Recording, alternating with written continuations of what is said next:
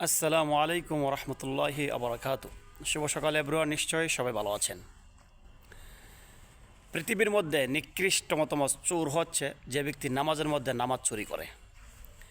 এখন প্রশ্ন জাগতে পারে, নামাজ আবার কী করে চুরি করে? ওই ব্যক্তিকে বলা হয়েছে যে ব্যক্তি নামাজের মধ্যে রুকু সাজদা সহিভাবে আদায় করে না, ওই ব্যক্তিকে বলা হয়েছে নামাজের মধ্যে নামাজ চুরি করে। এবং নিকৃষ্টতম চোর বলা হয়েছে যে ব্যক্তি 4G গতিতে, 5G গতিতে, 6G গতিতে আপনার নামাজ আদায় করেন।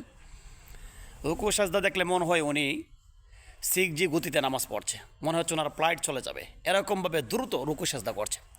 ওই ব্যক্তিকে বলা হয়েছে তুমি নামাজের মধ্যে নামাজ চুরি করছো এবং নিকৃষ্টতম চোর হচ্ছে তুমি।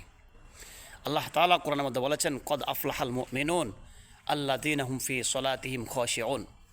নামাজটা তুমি এরকমভাবে আদায় করো, খুশবুর সাথে, মনোযোগ দিয়ে আদায় করো, ভদ্রতার সাথে নামাজ আদায় করো। কিন্তু তোমার নামাজ দেখে মনে হচ্ছে তুমি 6G গতিতে নামাজ পড়ছো। এই জন্য তোমাকে বলা হয়েছে তুমি হচ্ছে নামাজের মধ্যে নিকৃষ্টতম চোর, যে ব্যক্তি নামাজের মধ্যে নামাজ চুরি করে। আল্লাহ তাআলা সবাইকে নামাজটা সহি সালামতে, কদ আফলাহাল মুমিনুন আল্লাযীনা হুম ফি সলাতিহিম খাশিউন, আল্লাহ তাআলা যেরকমভাবে বলেছেন আমরা যেন এরকমভাবে নামাজটা আদায় করতে পারি। রব্বে কারিম সবাইকে তৌফিক দান করুক, আমিন ইয়া রাব্বাল আলামিন।